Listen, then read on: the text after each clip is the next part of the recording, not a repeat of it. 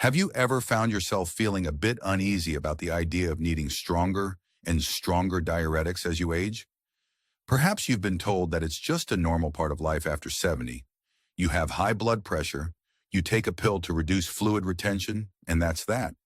But what if there were other options, safer, more natural approaches to help you maintain healthy blood pressure without relying so heavily on medication? If that sounds surprising, you're not alone.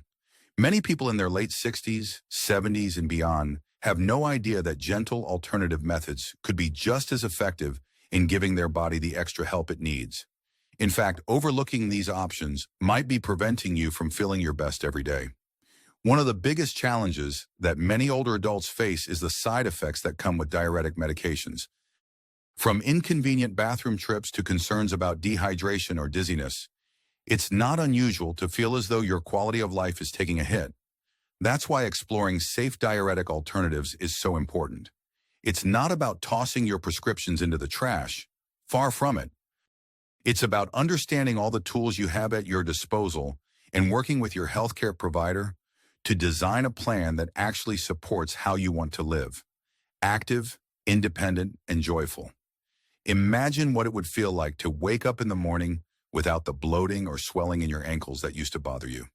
Picture yourself heading out for a walk around your neighborhood with your body feeling lighter and more energized.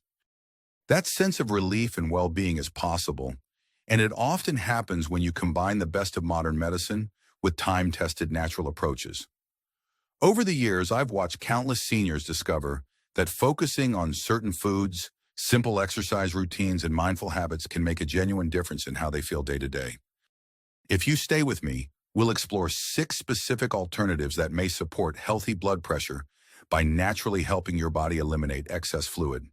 We'll discuss some surprising dietary tips, gentle physical activities, and strategies that can complement, not replace, what your doctor has prescribed.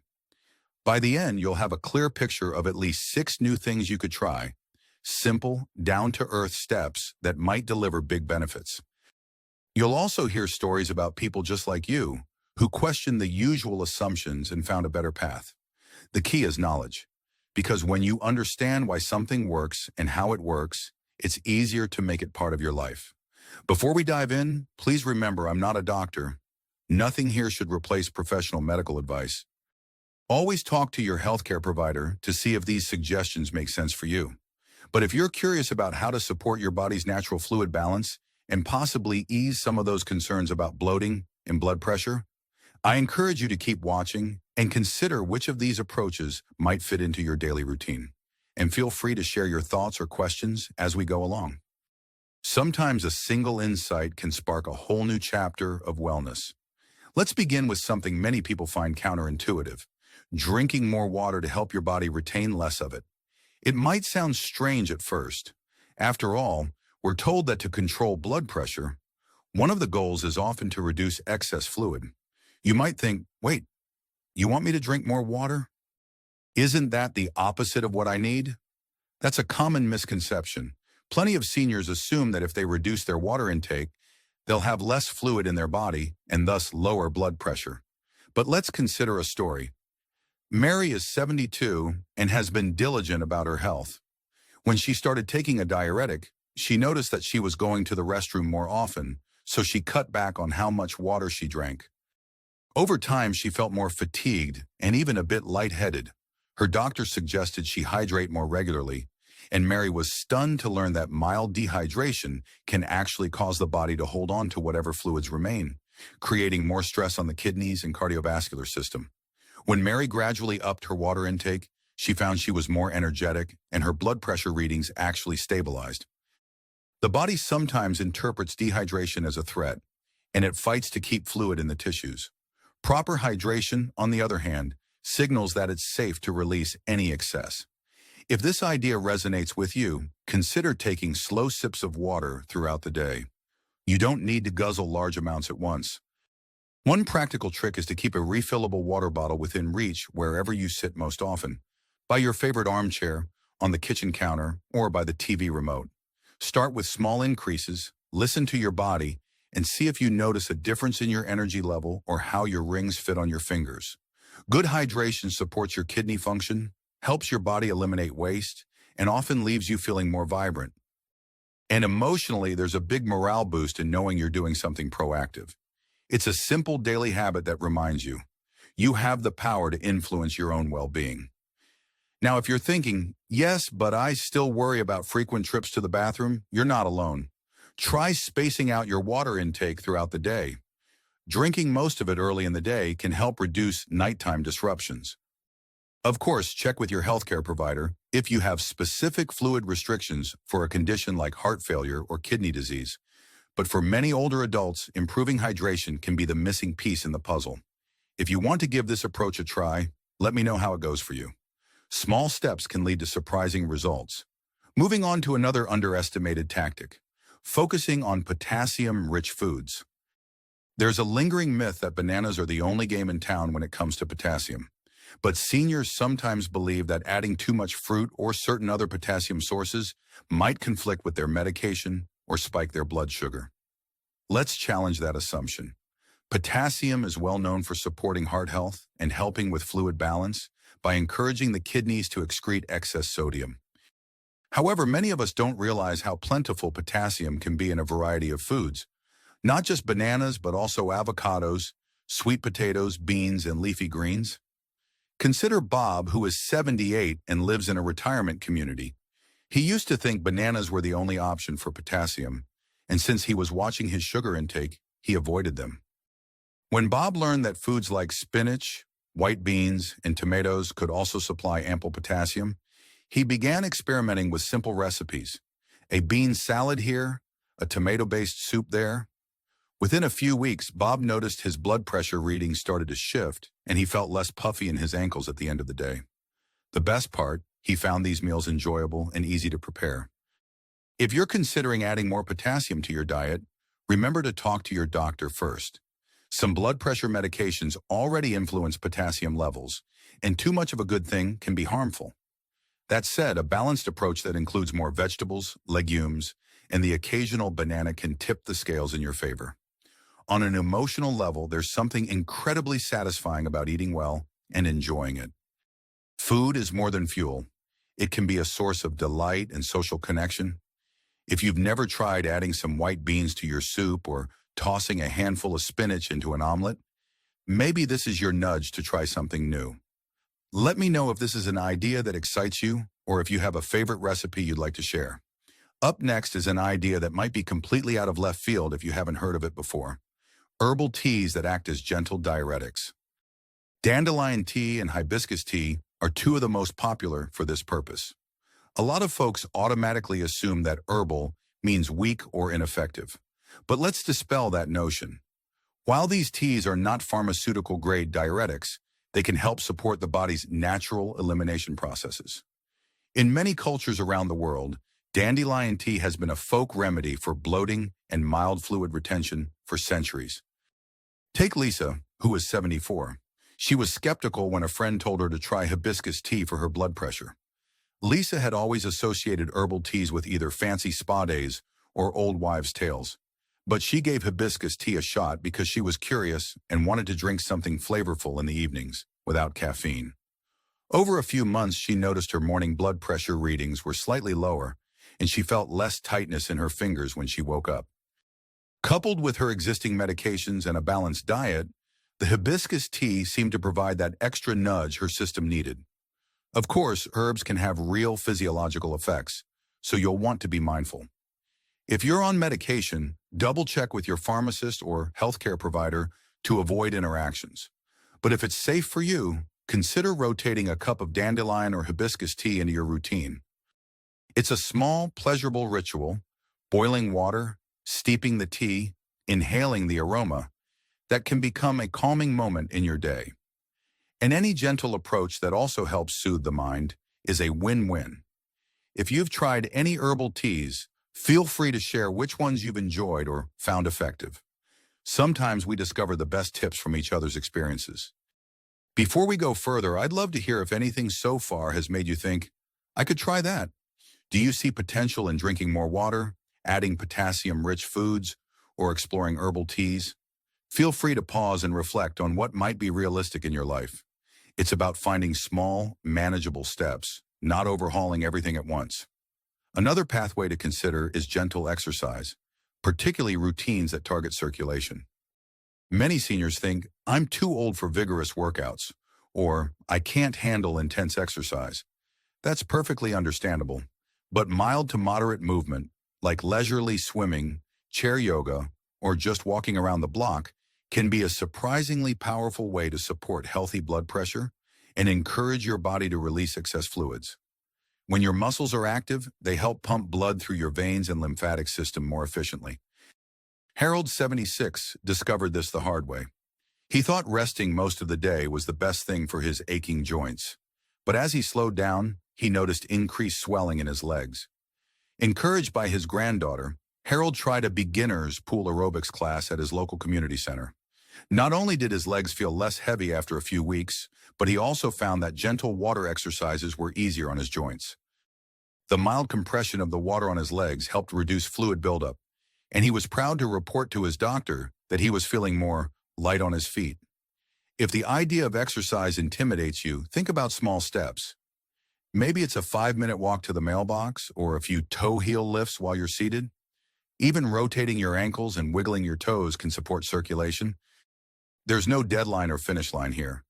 This is about building routines that fit your body's current abilities. Over time, you might find your stamina improves. Mentally, you gain a sense of accomplishment. Each small movement can remind you that you're actively participating in your own health. If you're feeling brave, maybe snap a quick note to a friend or family member about what you did. Celebrating even little victories can make all the difference. Another clever trick that often goes overlooked is mindful breathing and stress management. A lot of folks associate stress with tension, headaches, or insomnia, but not necessarily with fluid retention or blood pressure concerns. Yet chronic stress can indeed lead to higher levels of certain hormones that cause the body to hold on to fluid. Think about those days when you felt anxious. Your heart might race, your chest feels tight, and sometimes you even notice your hands or feet swelling a bit. Carol, 81, had spent much of her life brushing off stress as just part of life.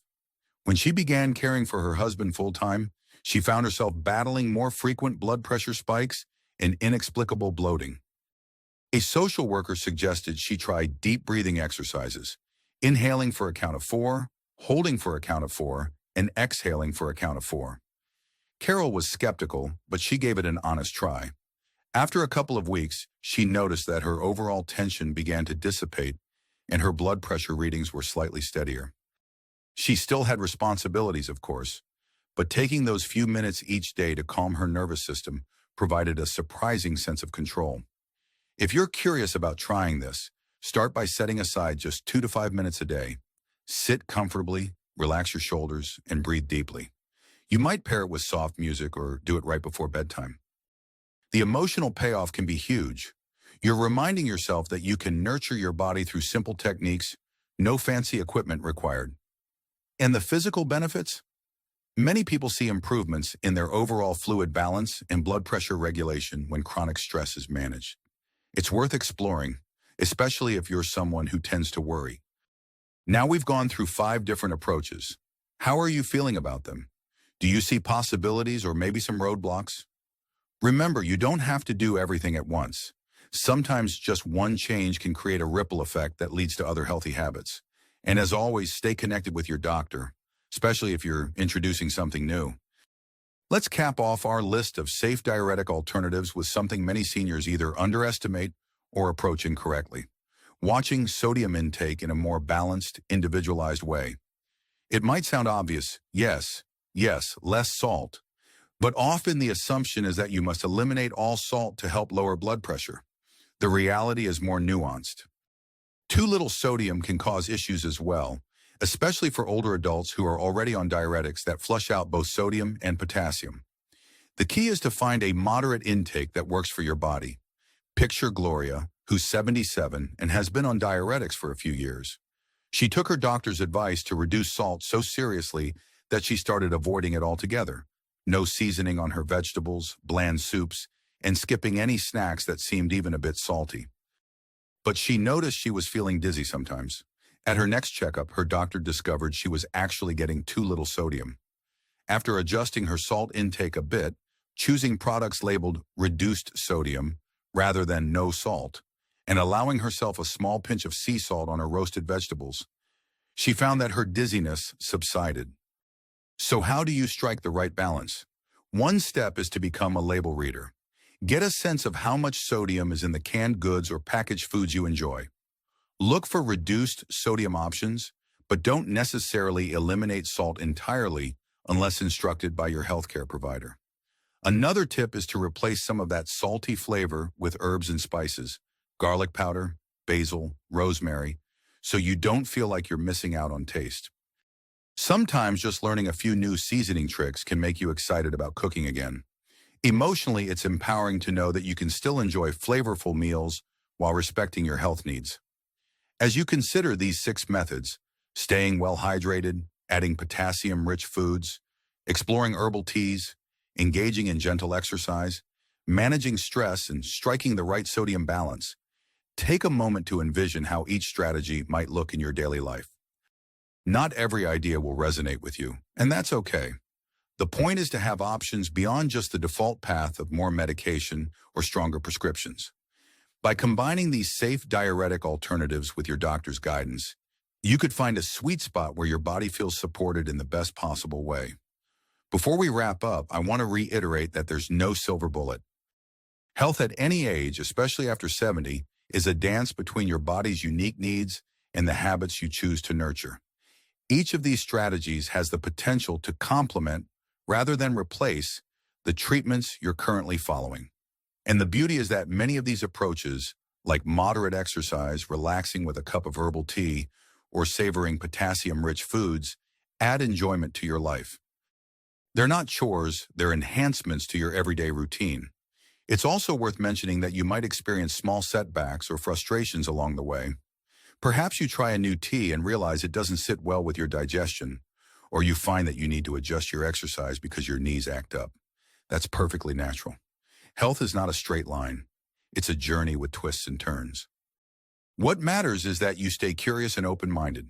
Talk with your healthcare team to fine-tune these ideas to your personal health profile, especially if you have conditions like kidney disease, heart failure, or diabetes.